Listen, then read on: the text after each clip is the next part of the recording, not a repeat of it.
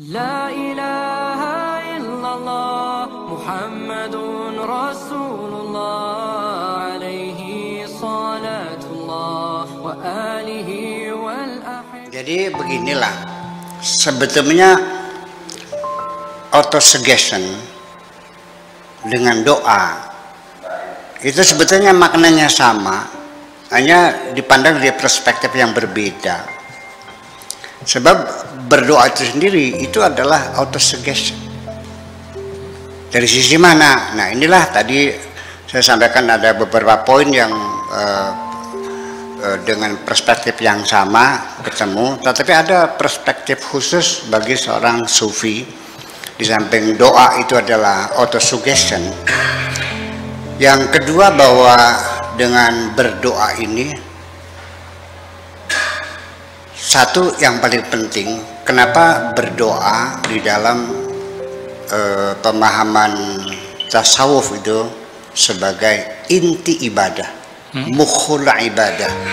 Doa itu adalah otaknya ibadah, intinya ibadah. Doa mukhul ibadah. Kenapa demikian? Karena pertama, ketika orang itu berdoa kepada Tuhan, baik secara sadar atau tidak sadar, dia mengklaim, dia mengakui bahwa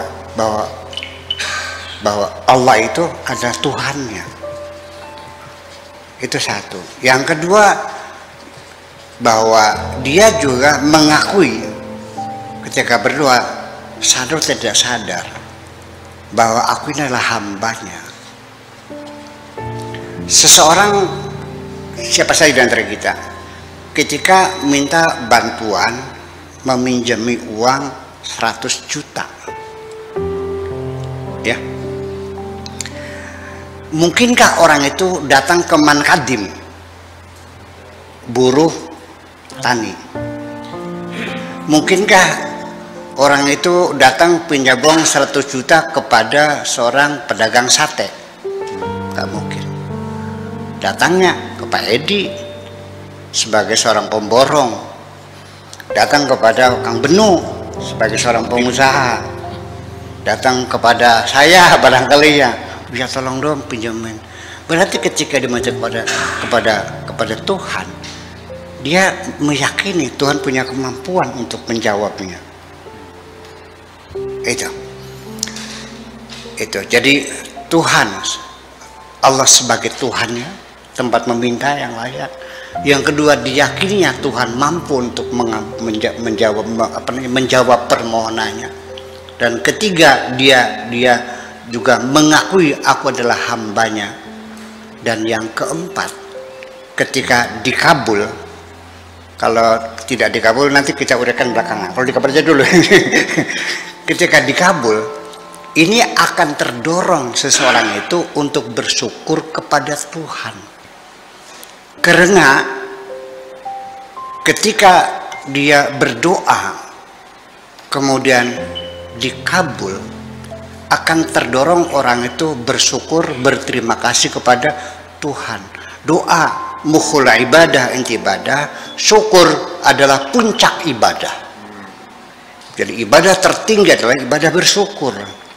Malah justru dalam self suggestion ini sendiri atau auto suggestion sendiri, bahwa di penghujungnya bersyukur. Kalau orang mendapatkan sesuatu tetapi tidak didahului dengan berdoa, dia akan mengklaim ini adalah hasil jerih payahku. Dia sulit untuk bersyukur kepada Tuhan karena dia tidak merasa diberi. Sebabnya tidak merasa diberi karena dia tidak pernah meminta kepada Tuhan. Ketika kita tanya, dari mana kau dapatkan harta sekian banyaknya nih? Inilah hasil jerih payahku, bukan hasil korupsi, Bung. Hasil jerih payah, banting tulang, peras keringat. Tuhan tidak pernah disebut lagi. Aku dapatkan sendiri dengan jerih payahku.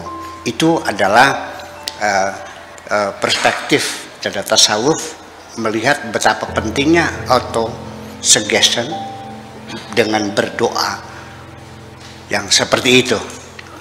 Adapun ketika Allah itu tidak mengabul, mungkin ini bahasa manusia, Allah tidak mengabul, tapi Allah mengatakan aku pasti mengabul. Dan tidak mungkin Allah berbohong kepada kita. Hanya saja dikabulkannya bentuknya apa, immediate atau mediate. Kita mintanya kursi, dikasihnya bangku. Kita mintanya garpu, dikasihnya. Kenapa? Karena Allah menilai kamu itu yang kamu butuhkan ini sebetulnya. Dan ketika seperti responnya yang immediate itu sendiri, kita menganggapnya doa kita tidak dikabul. Itu satu. Yang kedua, waktunya, momentumnya juga Allah yang menentukan.